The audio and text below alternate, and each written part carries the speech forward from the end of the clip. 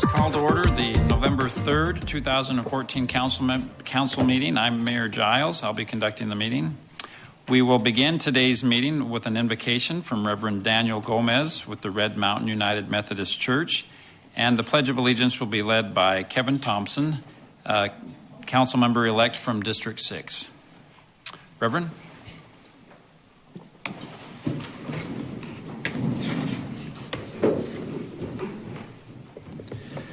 God of all the seasons in our life, we are thankful for the life you give us this day. We come remembering that each kingdom on this earth, every government, corporation, institution, gets to be in service to your creation. Mobilize us to be agents of your grace, demanders of justice and ambassadors of mercy in shaping public and private policies. We pray for sanity and wisdom in this election season. May you quicken citizens to responsible involvement, comfort candidates during the rigors of their campaigns. As we venture from this day into the following ones, open our ears to hear your call. Open our eyes to see the world as you see it. Open our hearts, our minds, and our doors to the flow of your grace. We invite your blessing on these chambers. May your wisdom lead with innovative and creative strategies, and may this body of leaders become the voice for the voiceless, and may their collective efforts continue to build community in our city of Mesa. Amen. Amen. Please join me in our pledge. Pledge allegiance to the flag of the United States of America and to the republic for which it stands, one nation under God, indivisible, with liberty and justice for all.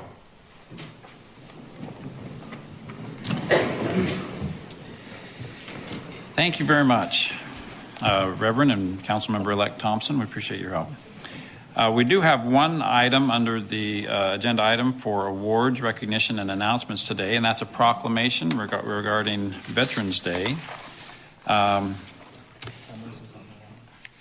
Okay. All right, we will. Why don't we do that right now? Is Councilmember Summers present on the telephone? I am. Okay, thank you, Scott. Appreciate that. We appreciate we acknowledge Councilmember Summers is present with us telephonically for this meeting. On the issue of the awards, recognitions, and announcements, each year Veterans Day reminds us of the sacrifice and courage our veterans have made to ensure our freedom. While Veterans Day is a national holiday, we would like to proclaim it here in Mesa as well. I have a proclamation signed by the mayor. So on behalf of the City of Mesa, I proclaim November 11th, 2014 Veterans Day, a day we honor our veterans and thank them for their service. The Mesa Veterans Task Force requested this proclamation, and I'm happy to sign my name to it.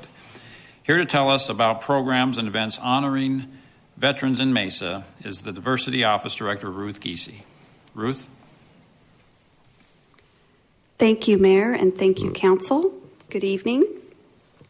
I wanted to briefly talk about a couple things going on to honor veterans in the next few days. First of all, I wanted to thank you for your proclamation. Our veterans will gladly be happy to hear that we're doing this. Also happening is the City of Mesa Hometown Heroes program. It's a living tribute created for the community to recognize and honor Mesa veterans and their immediate family members who are serving or who are veterans who are served or have given their lives to our country in the United States Armed Forces. Personalized banners like the one that you see here and will also be shown on camera will be displayed on light bulbs on Center Street between 1st Street and 3rd Place starting Sunday, November 9th. Actually, we hope to have it by Saturday, November 8th for the parade in downtown Mesa to both celebrate and remind residents of their dedication to our country. Banners will be displayed throughout the course of 1 year, and they will be displayed during November around the time of Veterans Day, as well as around the time of Memorial Day in later May, beginning of June. After that, they will be retired and given back to the family who requested the banner. Applicants are also given a service recognition certificate to commemorate the installation of the banner, and we do advise them of when they will be up so that they can go down and see the banners. For those interested in the program or for more information, you can visit Mesa's website and just do /heroes, and that takes you right to our banner webpage. And there you can view the brochure and the application. Of course, you may contact our office directly at 644-5034. The Diversity Office would like to thank the Downtown Mesa Association and Mr. David Short. They were instrumental in helping us to coordinate all the logistics and to also sponsor some of the banners. I would also like to thank Mayor and Council in particular, because all of you have also supported the program and helped us to get our inaugural set of banners up for this special day. So speaking of the Veterans Day Parade, the East Valley Veterans Parade will be on Saturday the 8th, and it is along Center Street between 8th and 1st Avenue, and the parade begins at 11 with the historical military aircraft flyovers, and there are more than 100 entries, including World War II tanks, a fallen soldier memorial, and high school groups and marching bands as well. This year's Grand Marshal, retired Army Colonel Bruce Crandall, received the Medal of Honor in 2007 for his heroic actions as a helicopter pilot during the Vietnam War. Crandall, a former public works manager for the city of Mesa, was a technical advisor on the 2002 movie We Were Soldiers. One of the main characters based on Crandall was portrayed by actor Greg Kinnear. The parade will include multiple flyovers by a Huey helicopter identical to the one Crandall flew in Vietnam. A Hero's Welcome is a program that allows the city of Mesa to show its appreciation for Mesa residents who have served their country. Before the parade begins at 10:30, a group of service members and their families will be recognized for the sacrifices they have made for our freedom. Councilmember Kavanaugh and Councilmember Finter were instrumental in bringing this program to Mesa. On Sunday, November 9th at 10:30, the commemorative Air Force Arizona Wing will conduct a memorial service for the 23 British cadets who died during World War II while training at the No. 4 British Training School, today's Falcon Field, in Mesa. The service, which has been conducted for more than 30 years, will be held at the Mesa Cemetery. Thank you. Thank you, Ruth. I know I've been hearing from those veterans responsible for organizing the events this weekend for several months, and just to put an additional word in for Ruth, with Ruth, the parade is really going to be great. So if you're a fan of parades at all, we really look forward to you being there. Okay. And I think it probably also ought to be mentioned that the Grand Marshal, former Mesa employee Bruce Crandall, is also a Medal of Honor recipient, and it's really quite an honor to have him be a part of this parade. The next item on our agenda is the Mayor's Welcome, which is on video here in the Council chamber, so please direct your attention to the video screens. Welcome to the Mesa City Council meeting. Thank you for your interest in the City of Mesa. At this time, please turn off or select the vibrate option on all cell phones while the meeting is in progress. If you would like to speak on any items, please fill out the blue cards located in the back of the room and give it to the city clerk. We ask you to limit your comments to 3 minutes. You can also ask for an item to be removed from the consent agenda. Items on the consent agenda are read into the record and voted on in one motion. At the end of tonight's meeting, under items from citizens present, there will be an opportunity for 3 citizens to speak on any issue, with a maximum of 3 minutes each. The council cannot respond to your comments. When the mayor calls your name, please step up to the podium, state your name and address, and make your comments. The City of Mesa operates under a council district system with the mayor elected at large. The mayor of Mesa is John Giles, serving his first term. There are 6 districts in Mesa, and here are your elected council members. In District 1, Dave Richens represents Northwest Mesa. In District 2, Alex Fender represents Central and South Central Mesa. In District 3, Dennis Kavanaugh represents Southwest Mesa and the area south of downtown. In District 4, Christopher Glover represents Downtown Mesa. In District 5, David Luna represents Northeast Mesa. And in District 6, Scott Summers represents Southeast Mesa. Information about your council member and the City of Mesa is available online at mesaaz.gov. All City Council meetings are broadcast live and then rebroadcast on Mesa Channel 11 and on mesachannel11.com. Okay, thank you. Council, is there any item you'd like to see removed from the consent agenda? Okay. Ms. Mickelson, has the public requested any item to be taken off the request, consent? Mayor. Okay. Do we have a motion to approve the consent agenda? I'm sorry? Oh, let's read it first, shall we? I'm new here. I'm sorry about that. Kevin, would you please read the consent agenda? Will do. Good evening. All citizens are permitted and encouraged to speak on agenda items. If you're interested in speaking, please fill out a blue card in the back of the room and give it to the city clerk. When the council considers the item, will be called to the podium to provide your comments. Mayor and council members, these are the items on the consent agenda. All items listed with an asterisk will be considered as a group by the city council and will be enacted with one motion. There will be no separate discussion unless a council member or citizen requests, in which event the item will be removed from the consent agenda and considered as a separate item. If a citizen wants an item removed, the blue card must be completed and given to the city clerk prior to the council's vote on the consent agenda. Item 2, approval of minutes of previous meetings as written. Item 3A, act on liquor license application for Fountain of the Sun Foundation, one-day charitable event Saturday, November 15th, 540 South 80th Street. Item 3B, act on liquor license application for Fountain of the Sun Community Association, one-day civic event Saturday, December 6th, 560 South 80th Street. Item 3C, act on liquor license application for Fountain of the Sun Community Association, one-day civic event Saturday, February 14th, 560 South 80th Street. Item 3D, act on liquor license application for Fountain of the Sun Community Association, one-day civic event Thursday, February 26th, 560 South 80th Street. Item 3E, act on liquor license application for Suvuno Winery, one-day wine festival Saturday, November 22nd, 4601 East Dolphin Avenue.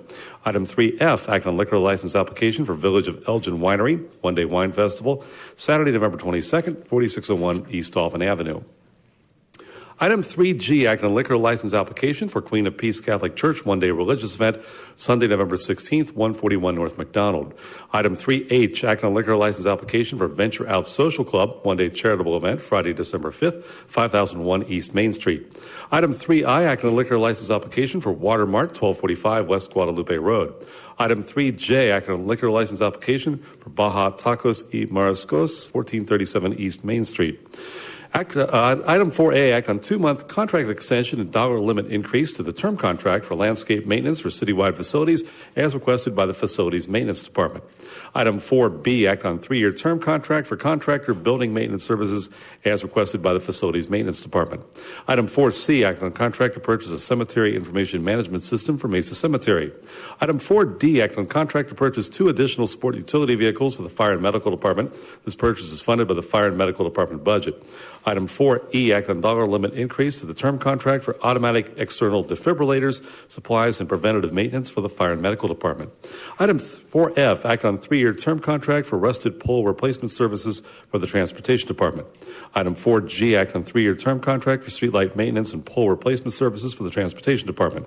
Item 4H, act on contract to purchase 1 replacement light-duty cab and chassis service body vehicle for the Transportation Department. This purchase is funded by the Vehicle Replacement Fund. Item 4I, act on pre-construction services contract for the compressed natural gas infrastructure improvements. This project is funded by 1994 authorized solid waste bonds. Item 4J, act on contract to purchase property, liability, cyber risk, airport, aircraft, workers' compensation insurance, and workers' compensation surety bond. Item 4K, act on pre-construction services contract for the Northwest Water Treatment Plant, tertiary filter rehabilitation project, and variable frequency drives replacement project. The project is funded by 2010 authorized wastewater bonds. Item 5A, act on resolution to extinguish a portion of a public utilities easement at 7612 East McKellips Road. Item 5B, act on resolution authorizing the city manager to enter into an intergovernmental agreement with the Salt River Pima Maricopa Indian Community for the receipt and distribution of Proposition 202 funds for the Fire and Medical Department's ongoing childhood immunization program and for Mesa Counts on College furnishings for the Mesa Counts on College Education Center. The balance of the funds will be distributed to other Valley community agencies. Item 5C, act on resolution authorizing the city manager to enter into an intergovernmental agreement with the Salt River Pima Maricopa Indian Community and its division, the Salt River Commercial Landfill Company, for the disposal and processing of solid and vegetative waste collected by the city. Item 5D, act on resolution authorizing a second substantial amendment to the City of Mesa's consolidated plan for fiscal years 2010 through 2014 to include a housing preference for the following individuals: persons with disabilities as defined by HUD, the elderly ages 62 to 74, and the frail elderly ages 75 and older, homeless persons as defined by HUD, and professionals per federal regulation changes such as teachers and artists. Item 5E, act on resolution authorizing a fifth substantial amendment to the fiscal year 2008-2009 annual action plan as part of a 5-year consolidated plan for fiscal years 2005 through 2009 that would revise the funding allocations and expand the Neighborhood Stabilization Program 1 eligible activities to include funding acquisition, demolition, reconstruction projects, and include construction of public facilities. Item 6A, act on ordinance regarding Z14-044, 5404 East Southern Avenue, located east of Higley Road on the north side of Southern Avenue, rezone and site plan modification to allow development of a veterinary office. Item 6B, act on ordinance regarding Z14-045, the 8400 block through 10,800 block of East Elliott Road, located between Hawes and Signal Butte Roads, on the north side of Elliott Road, to the Salt River Project transmission line easement approximately 1/2 mile to the north. This is rezoned to create the Elliott Road Technology Corridor Planned Area Development Overlay. This request will establish a zoning overlay on the site to guide future development of employment uses. Item 6C, act on ordinance to amend the Mesa zoning ordinance, Title 11, Chapter 41, Section 7 of the sign ordinance regarding the use of banners when placed in the public right-of-way, attached to city-owned street light poles and other city-owned infrastructure, and conveying messages related to civic and cultural events, activities, and programs. Item 6D, act on ordinance amending Title 9, Public Ways and Property of the Mesa City Code by adding subsection 9-6-4J, establishing street lighting requirements for Mulberry Master Plan Community, located north of Guadalupe Road, west of Signal Butte Road. Item 7A, act on subdivision plat, Mulberry Parcel 1, the 2400 to 2500 blocks of South Signal Butte Road on the west side. Item 7B, act on subdivision plat, Mulberry Parcel 2, the 2500 to 2600 blocks of South Signal Butte Road on the west side. Item 7C, act on subdivision plat, Mulberry Parcel 3, the 10,500 to 10,600 blocks of East Guadalupe Road on the north side. Item 7D, act on subdivision plat, Mulberry Parcel 4, the 10,400 to 10,500 blocks of East Guadalupe Road on the north side. And item 7E, act on subdivision plat, Higley Heights Phase 3A, the 1,400 to 1,500 blocks of North Higley Road on the west side. Mayor and council members, these are the items on the consent agenda. Thank you, Mr. Christopher. Council, any desire to remove any of those items from the consent agenda? Ms. Mickelson, any requests from the public to remove those items? No request, Mayor. Okay. Do we have a motion to approve the consent agenda? I believe we do. Councilmember Kavanaugh, thank you. Please register your vote. Councilmember Summers, how do you vote? I vote aye. Thank you. The vote is unanimous. The next item on our agenda is item 8, items from citizens present. Ms. Mickelson, I have the 2 cards you've delivered. This is all we have, correct? Okay. We do have 2 items from citizens present. The first is from Pamela O'Rourke. Ms. O'Rourke, if you could please step forward to the podium, and we'd ask that you state your name, give us your address, and then we look forward to hearing from you for 3 minutes. Well, I hope I have 3 minutes worth of stuff to talk about here. Thank you for allowing me to have a little bit of time to talk to you about a concern that I've had for quite some time. Other cities, Chandler and Gilbert, they do have designated areas for the day laborers, pickup areas. I don't begrudge anybody a right to work as a single mom. You know, you have to feed your family, and I get that. But what I don't get is the trash, the mattresses at the end of my street where they're sleeping. My home has been broken into. 10 years ago, when I bought a home in that neighborhood, things were pretty clean and pretty nice. Today, there was a gentleman sleeping on Baywood and Gilbert Road in the bushes. Of course, there's lots and lots of trash. Sometimes I've been accosted and verbally, I don't know what you call it, but either way, if the other cities can do it, why can't Mesa? It's just time. It's time to clean it up. And that's all I have. Thanks, Pamela. Just for the record, could you again just state your name and your address so we have that? It's Pamela O'Rourke, and my address is 2030 East Balsam Avenue, Mesa, Arizona 85204. I have been working with Andrew Calhoun, who is an assistant to Mr. Glover. Thank you for being here and then for sharing your concerns. Unfortunately, we can't directly respond because it's not on our agenda. Right. But we will get with you, and city staff will follow up so that we can address those concerns. I appreciate that. Thank you. Oh, and as a veteran, I just want to thank everybody for the programs that you're putting together for the veterans. Thank you. The next is Tim Leskowski. Tim, if you could please step forward. And again, I apologize if you could just so we get it on the record, give us your name and your address, please. Good evening. My name is Tim Leskowski. I reside at 1332 East Hopi Circle, Mesa, 85204. I am here tonight to discuss the flood in our neighborhood that occurred on September 8th of this year, in particular the city's response to the flood. The flood in itself was a horrible experience. I am still very uneasy. Every time it rains, when I'm outside of my home in my yard, I continue to have flashbacks of how my neighborhood was severely damaged that day as a result of the flood. As if the flood wasn't bad enough, I was horrified to learn that the city apparently had no emergency plans in place to deal with a flooded neighborhood. I say this because I contacted the city on the morning of September 9th inquiring as to why our neighborhoods were not being pumped out. You see, sometime shortly after midnight on September 9th, after the water stopped overflowing the retention basin into the street located in the 1300 block of East Hilton, then west on Hilton onto Stapley, where two storm sewers were pumping water, there wasn't anyone on duty to pump out the still overfilled retention basin so that the storm sewers on our streets could drain off the water.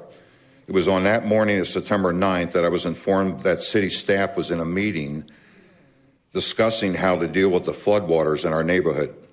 If the city staff had time to meet on the morning after the flood, then the same city staff had time to put together an emergency plan days, if not months and years before this happened, just in case there was a catastrophic flood like the one that occurred on September 8th.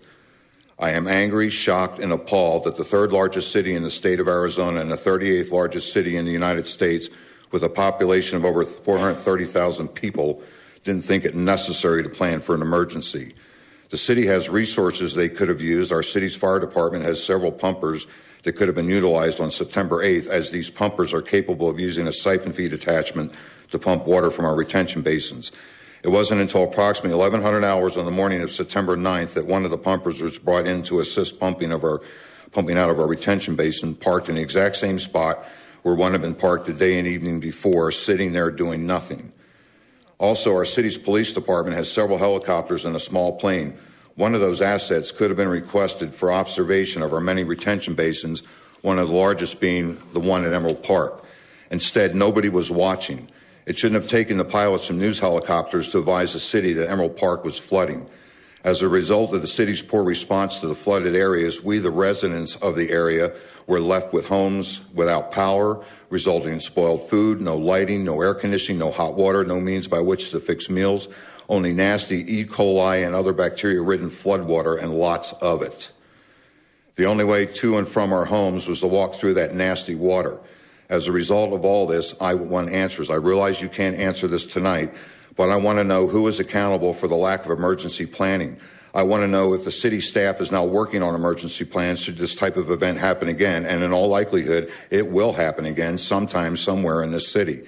Before the city spends any more of our hard-earned tax dollars to fund new projects, I strongly suggest that funding be set aside to maintain, preserve, and even improve our existing infrastructure. Anything less than this is a disservice to the citizens of Mesa. Thank you for listening. Thank you for coming, Mr. Laskowski. I'm sure this will be a topic that will be discussed greatly. That completes our agenda for tonight. Do we have a motion to adjourn the regular council meeting? It's been moved and seconded. All in favor, say aye. Aye. Thank you. Our meeting is adjourned.